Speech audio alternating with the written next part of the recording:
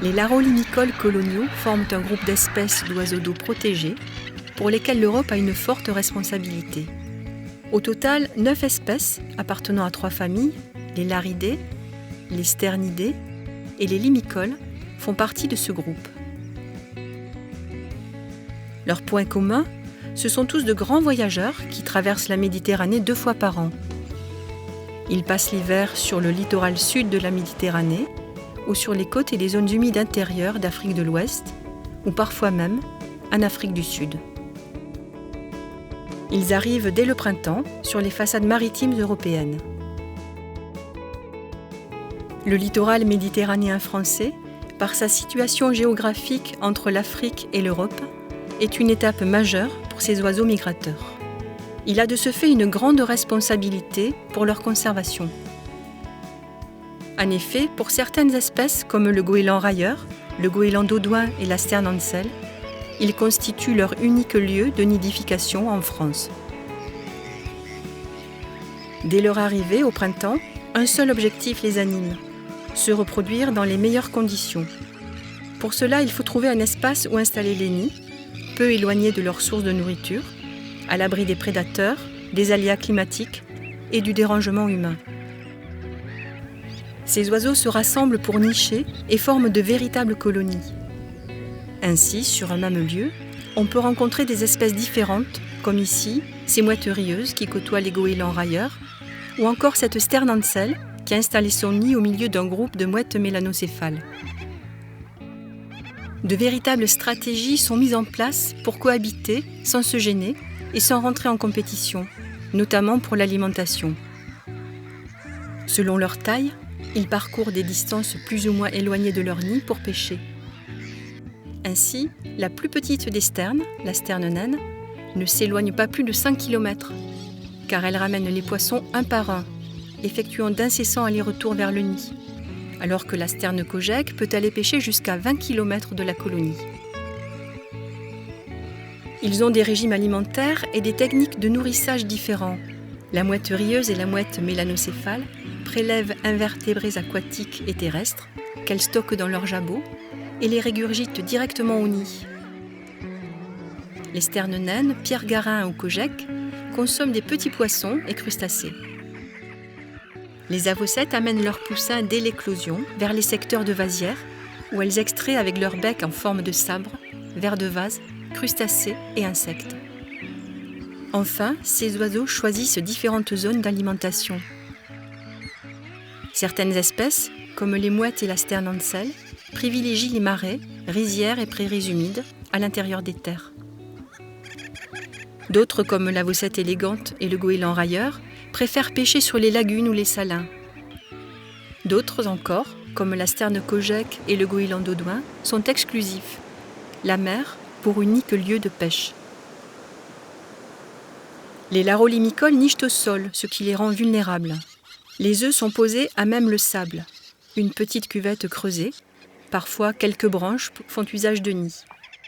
Attention, car si ce mimétisme leur permet de se fondre dans le milieu naturel, se faisant discrets aux yeux des prédateurs, ils le sont aussi pour les pieds des promeneurs, qui risquent de les écraser.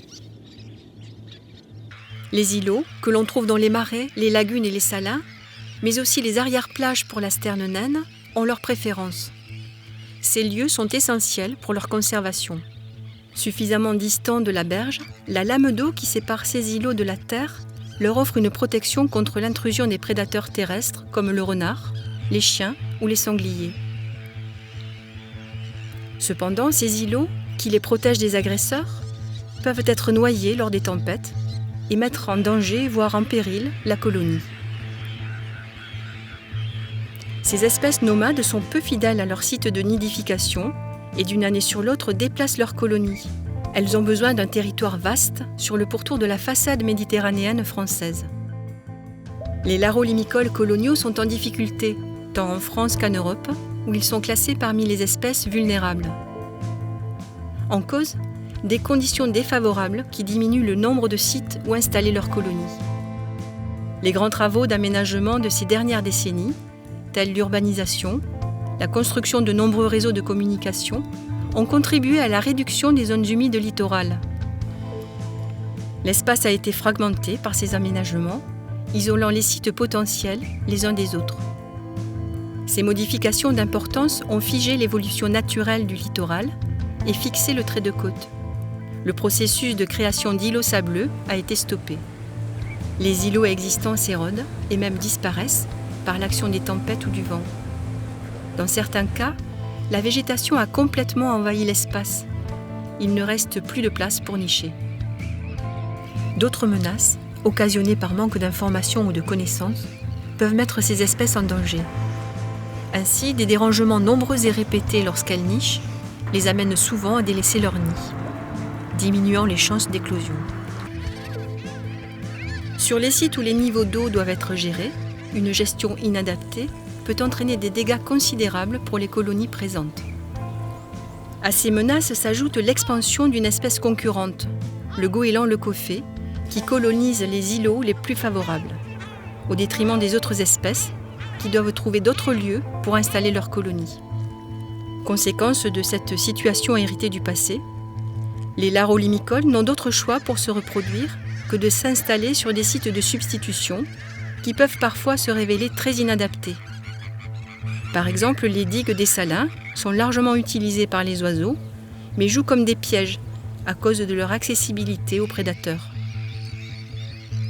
De ce fait, le succès de reproduction de certaines de ces espèces peut être altéré, mettant en péril leur conservation à long terme. Face à cette responsabilité interrégionale, la dynamique du projet Life Plus en vol s'est créée autour des Amis du Marais du Viguera. 5 ans, un réseau de 9 sites Natura 2000 répartis sur la façade méditerranéenne française, 9 structures partenaires, avec pour point de mire la conservation des larolimicoles coloniaux.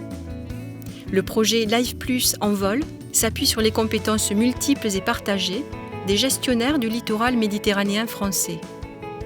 Augmenter le nombre de sites de nidification sur l'ensemble du littoral méditerranéen français constitue le cœur de ce projet d'envergure. Amélioration des connaissances, expertise et suivi, travaux d'aménagement ou de restauration, mais aussi campagnes de sensibilisation et d'éducation à l'environnement. Autant d'actions pour lui donner vie et renforcer la mise en réseau des gestionnaires de ces espaces littoraux. La création d'îlots ou la construction de radeaux est le point essentiel de ce projet. Ces actions permettent d'offrir un réseau de sites disponibles sur la façade nord de la Méditerranée. Toute une batterie de tests et d'études est nécessaire avant le démarrage des travaux. Analyse de la salinité de l'eau, relevés topographiques, études bathymétriques, analyse de l'importance du sol, qui permettent de définir l'emplacement optimal des îlots. Pour que ces îlots soient les plus attractifs et efficaces en période de nidification, il faut que le niveau d'eau soit suffisamment haut pour éviter toute prédation terrestre et suffisamment bas pour que la surface émergée soit assez importante pour accueillir les colonies. Les salins, avec leurs systèmes hydrauliques qui assurent la marche de l'eau, sont les plus favorables pour accueillir les nouveaux îlots. Sur ces sites industriels, qu'ils soient en activité ou pas, les gestionnaires bénéficient de ces ouvrages, dont certains doivent être restaurés ou consolidés. Ils peuvent ensuite assurer une gestion fine et adaptée des niveaux d'eau en période de nidification. Sur les sites où la gestion des niveaux d'eau n'est pas possible, ce sont des radeaux posés avant la période de nidification qui remplaceront les îlots. Installés sur des secteurs favorables par leur situation géographique et bénéficiant de protection par leur statut, comme des réserves naturelles ou encore des domaines privés, ces radeaux, construits sur place, seront enlevés hors période de nidification. Les 9 partenaires du projet, mais aussi les gestionnaires de ces espaces littoraux méditerranéens français, sont animés par une certitude commune. La conservation des larolimicoles coloniaux ne peut se restreindre à quelques lieux aménagés, mais nécessite un maillage de sites disponibles sur le long terme et sur l'ensemble du pourtour méditerranéen français.